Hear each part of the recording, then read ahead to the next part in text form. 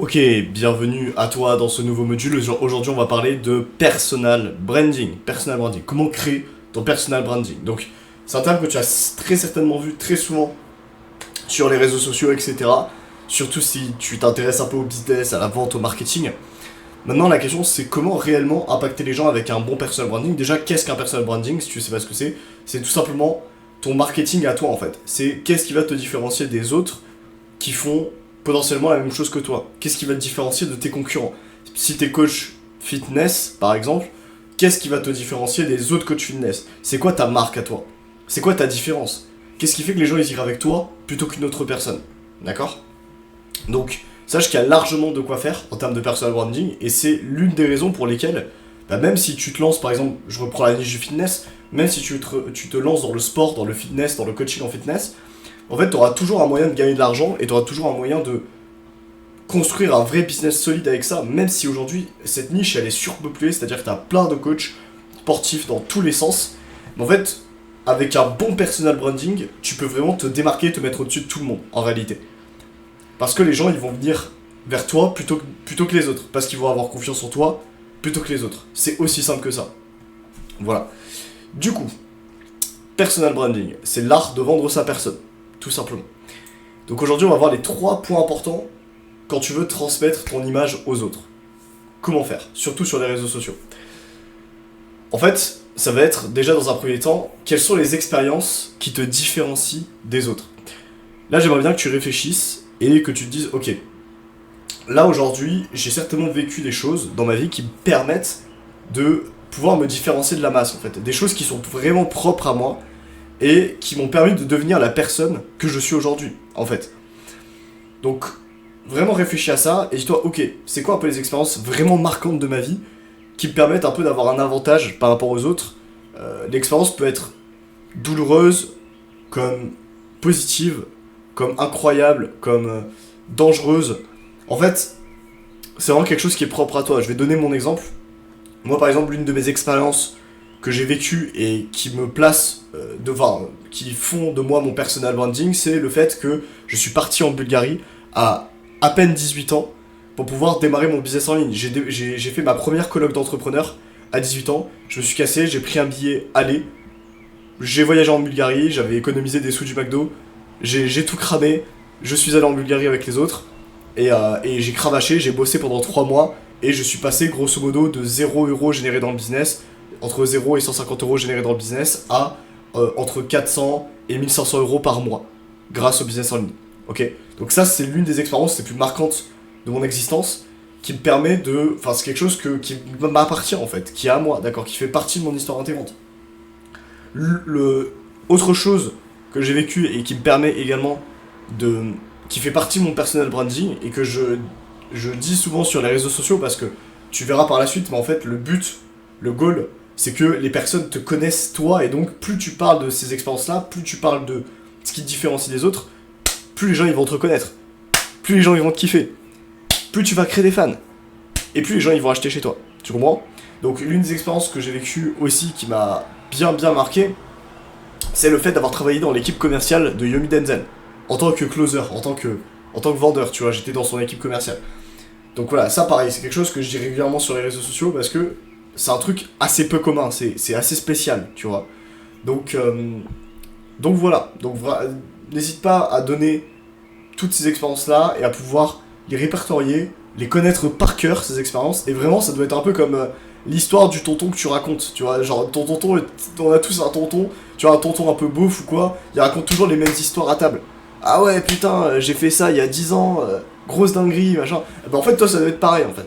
Évidemment, tu l'amènes de manière subtile, à chaque fois, tu peux le raconter de manière différente, etc. Mais le but, ça va être de le rabâcher, de le raconter le plus souvent possible pour que les gens, ils aient en tête cette expérience-là, ils disent, ah ouais, ok, Tristan, c'est le mec qui allait en Bulgarie à l'âge de 18 ans pour construire son business. Ah ok, Tristan, il a travaillé dans l'équipe commerciale de Yumi. Ouais, c'est vrai, il l'avait déjà dit avant. Ok, c'est bon, je m'en souviens. Ok? Voilà. Donc, ensuite, c'est quel est ton avantage injuste. Ça, c'est lié aux expériences que tu as vécues dans ton passé et qui te permet aujourd'hui d'avoir un avantage injuste. D'accord? Donc, ton avantage injuste, c'est un peu le mélange entre ce qui va être un peu inné chez toi, entre guillemets, donc ta personnalité, comment est-ce que tu es, etc. De manière générale, quoi, depuis que t'es enfant, qui t'es, et c'est un mélange avec les expériences également que tu as vécues et qui te prouvent mathématiquement, entre guillemets, que tu es plus fort sur certaines choses de manière injuste contre d'autres personnes. C'est un peu un trait de caractère, un trait de personnalité que tu as qui fait que tu vas te placer au-dessus des autres dans certains domaines. Je vais donner encore une fois un exemple concret parce que je sais que t'aimes bien les exemples. Par exemple, moi, mon avantage injuste, ça va être dans le relationnel. Ça va être de pouvoir parler aux autres, d'échanger, de communiquer, d'obtenir un peu ce que je veux, de la conversation, de l'échange avec les gens. Et d'autant plus que c'est ma passion, tu vois, je kiffe l'humain, en fait, j'adore l'humain. Bah, j'ai vraiment des facilités là-dedans, en fait. À pouvoir faire de la drague de rue, par exemple, de la séduction. J'ai de la facilité à me faire des amis, me faire des potes. À être intéressé, à être intéressant, tu vois. Donc tout ce qui va toucher au relationnel, à l'humain, j'ai une grosse facilité là-dedans. Et c'est un mélange de inné et des expériences que j'ai vécues. Tu vois, c'est un mélange de skills, un peu de compétences que j'ai travaillé et aussi de mon inné en fait, parce que j'ai toujours été extraverti, j'ai toujours adoré parler aux gens, j'ai toujours été sociable, j'ai toujours eu de la facilité à bien me faire voir des adultes quand j'étais gamin et à pas avoir de problème et à être pote en même temps avec tous les gamins du collège, tu vois ce que je veux dire? Genre, c'est inné et en même temps, c'est quelque chose que j'ai travaillé parce que j'ai lu des livres, parce que j'ai fait de la vente, parce que j'ai fait de la création de contenu et que je sais plus parler aux autres. Voilà. Donc, ça, c'est ton avantage injuste. Et c'est un gros argument de vente. C'est très puissant comme argument de vente. Parce que c'est encore une fois, c'est ce qui va faire partie de toi, ton personal brand, et tu vas pouvoir le dire par rapport aux autres, en fait. C'est ok. Ok, Tristan, qu'est-ce qui ferait que je te prendrais toi comme coach business plutôt qu'un autre? Bah écoute, j'ai cet avantage-là. J'ai cet avantage injuste. Et mon but, ça va être de te le transmettre. Mon but, c'est pas juste que tu gagnes plus d'argent dans le business. Ça, il y a plein de gens qui peuvent te l'apprendre. Mon but, ça va être que tu gagnes plus d'argent dans le business et en même temps que je te transmette mes compétences humaines pour que tu puisses être plus influent avec les autres en fait. Que tu aies un meilleur pouvoir d'influence, de séduction, tu peux appeler ça comme tu veux, et que tu sois plus puissant également là-dedans par le biais du business. Tu comprends? Tu vois un peu la subtilité, un peu la différence? Bah voilà. Ok, donc on passe à la suite, je vais voir si ça filme bien. Ouais, c'est good, ça filme. Ok, quelle est ta mission de vie? Quelle est ta mission de vie? Ça, c'est trop important, c'est-à-dire, c'est vraiment, pour moi, c'est l'un des trucs les plus importants. C'est aujourd'hui, ça peut pas être plus clair, c'est... Il faut absolument que tu aies une mission de vie à transmettre, comme quelqu'un qui va prêcher, en fait, qui va prêcher, qui va partir en pèlerinage. Là, frérot, tu pars en pèlerinage, ok? Dis-toi que, dehors, les gens, ils t'attendent. Ils t'attendent, tu vas rentrer sur scène. Qu'est-ce que tu as à dire aux autres? Quand tu vas prendre le micro, que tu vas allumer le micro, ça va être quoi là? Ça va être quoi le truc que tu veux absolument transmettre aux gens avant de mourir? En gros, c'est ça, un peu ta mission de vie. Il y a plusieurs exercices qu'on pourra voir un peu ensemble, etc. Mais en fait, la mission de vie, ça va vraiment être les choses les plus importantes que tu veux transmettre à ton audience et réellement, en fait, ce pourquoi tu es là. C'est-à-dire que si tu viens à mourir, quel est un peu le mantra, quelle est la chose, quelle est la mission en fait que tu vas accomplir avant de mourir et que tu veux transmettre aux autres. C'est hyper important. C'est hyper important parce que c'est ce qui va te différencier vraiment des autres et c'est ce qui va faire que ton expérience sur Instagram, ton expérience sur YouTube, sur les réseaux sociaux va être amplifiée et va avoir du sens en fait. Ça va avoir du sens. Quand tu vas allumer la caméra et que tu vas parler, que tu vas faire des vidéos, que tu vas poster du contenu, que tu vas faire des reels, que tu vas avoir des prospects en appel, des potentiels clients en appel, etc. Il faut que tu aies cette flamme dans les yeux. Il faut que, waouh mec, ça te transcende et que tu sois prêt à tout pour réussir. Et pour ça, tu vois, c'est pas juste, ouais, j'ai envie de réussir, ouais, je veux un business. Non, mec, faut que tu aies un vrai truc derrière à transmettre. Quelque chose d'hyper important qui te tient à cœur, en fait. C'est quoi qui te tient à cœur? C'est quoi ta mission de vie? Est-ce que c'est pouvoir faire en sorte de transmettre la valeur de liberté aux autres? De pouvoir transmettre le fait de... Peut-être, par exemple, je vais te partager l'une de mes missions de vie. Moi, ma mission de vie, c'est le Big Family Project. C'est quelque chose que j'ai parlé de ça depuis mon enfance, mon adolescence, avec mes petits frères. On avait vu ça. Et en fait, ce qu'on veut faire concrètement, c'est tous, une fois qu'on sera pété de thunes, qu'on sera millionnaire, c'est acheter une giga villa sa race à Miami. À Miami ou dans un pays, tu vois, un peu chaud au bord de l'océan, un peu stylé, dans une ville un peu stylée. Et tous se mettre là, ramener nos parents, les mettre à la retraite, tous se mettre là, ramener nos femmes, ramener nos femmes, tous se mettre là, fonder nos familles ensemble, etc. Tous un peu se voir grandir et être, tu vois, un putain de big family, sans problème de thunes, en pouvant aider les autres avec nos business respectifs, en pouvant tourner peut-être des films, tu vois, on est un peu passionné par le cinéma, tout ça. Donc ça par exemple c'est une mission de vie qui est précise, qui est particulière, en fait. Et toi ça doit être pareil, tu vas avoir vraiment une mission de vie, quand tu l'as en tête, ça doit te transcender. Tu dois être content mec, tu vas te dire putain mais, ok je sais pourquoi je me lève ce matin, en fait. Je sais ce que je veux transmettre aux autres, tu vois. Voilà, donc transmettre aux autres ce qui drive ta vie, ce qui donne du sens en fait, ce qui donne envie de te lever le matin. En fait, qu'est-ce qui te donne envie de te lever le matin, réellement? Où est-ce que tu veux aller? C'est quoi ta destination? Parce que c'est vrai que c'est hyper important d'apprécier le chemin. C'est quelque chose d'hyper important, mais si tu connais pas la destination, tu peux même pas apprécier le chemin. Donc vraiment, connais ta destination finale, où est-ce que tu vas arriver précisément, et après, t'as juste à apprécier le chemin, à bosser, et à apprécier le chemin. Tu dois être clivant. Pas tout le monde doit partager ton point de vue.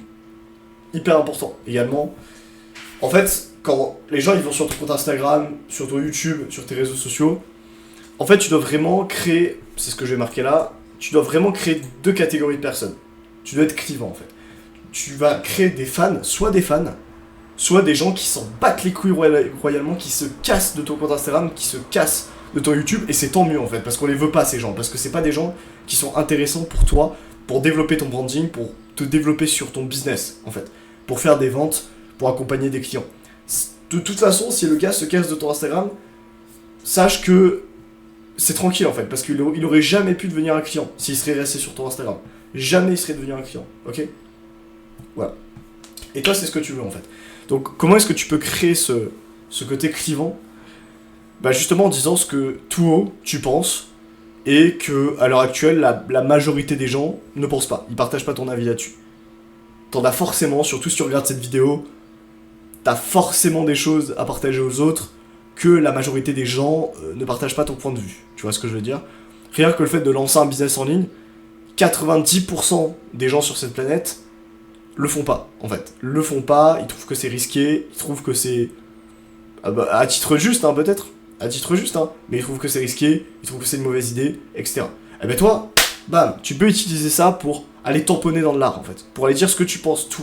En fait, que ouais, tu te lances. Ouais, tu te lances ton business. Ouais, il y a 36 000 coachs fitness, je te donne un exemple, c'était coach fitness. Ouais, il y a 36 000 coachs fitness sur Instagram. Et alors, moi je me lance. Moi j'y vais. Parce que c'est ça ma mission de vie. Parce que je veux aider les autres à faire ça. Voilà. En fait, tu dois assumer pleinement la personne que tu es. Ce que tu penses et que les autres ne pensent pas. Réellement. D'accord? Dans mon cas à moi, ça va être ça par exemple. Tu vois, ça va être tout ce qui est, voilà, lancer un business en ligne. Quand on est jeune, se péter la gueule. Si t'es réellement intéressé par l'entrepreneuriat, de ne pas faire d'études. Tu vois, tout ça, c'est un peu des trucs assez clivants. Et en fait, tout ce qui est client, ça va un peu réveiller les gens, tu vois. Ou par exemple, si t'es coach en séduction, j'ai un exemple tout bête, coach avec les femmes, etc. Il y a plein de choses que tu peux faire qui vont être clivants et que la plupart des gens, ils vont pas partager. Peut-être, je sais pas, ça va peut-être le fait d'avoir des relations non exclusives avec plusieurs partenaires. Peut-être. C'est un truc, la plupart des gens... mec, quand tu leur dis ça, ils te regardent un peu d'un mauvais oeil, tu vois, ils disent mais c'est qui ce mec, tu vois, la plupart des gens ils se mettent en couple pendant 3 ans avec la meuf, et si toi tu fais pas ça, et que tu le dis à voix haute, ah non mais moi je fais ça, moi je fais de la séduction, moi je fais de la drague de rue, waouh, tu vois, c'est clivant en fait, faut que tu smashes les gens, tu vois, et en smashant les gens, tu vas créer des gens qui vont être des adorateurs, qui vont te kiffer de ouf en fait, ils vont adorer ton point de vue, ils vont se dire waouh, putain ce mec il a des couilles de partager un peu sa vie comme ça en fait. Et tu vas créer aussi des gens qui vont réagir à toi de manière négative, des haters on pourrait dire, ou en tout cas des gens qui vont se casser de ton contenu, tout simplement. Donc, et c'est bon signe en fait, quand tu as des haters, c'est bon signe. Donc ça veut pas dire transmettre des choses, parce que je l'avais dit à un client, Ethan, si tu passes sur cette vidéo, je lui avais dit, écoute mec, si t'as des haters, c'est bon signe sur ton contenu.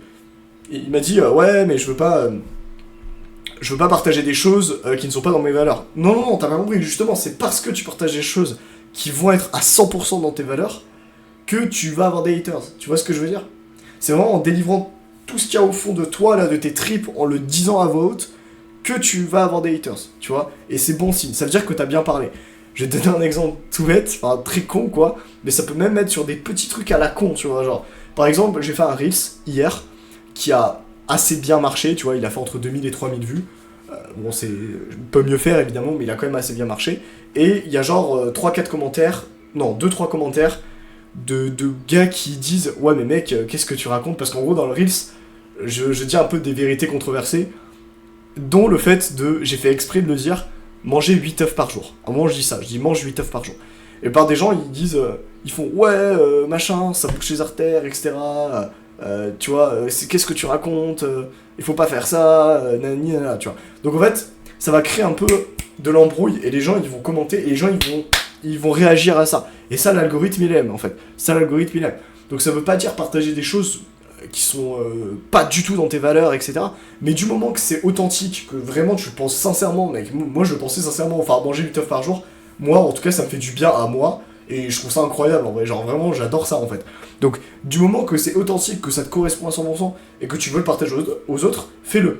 Et tu vois, c'est ce genre de truc qui va éveiller la curiosité des gens, ils vont se dire mais what the fuck c'est qui ce mec? Et ils vont commenter, et toi ça va te faire plus de vues, ça va te faire plus d'audience en fait. Voilà. Ok. Quelles sont tes valeurs?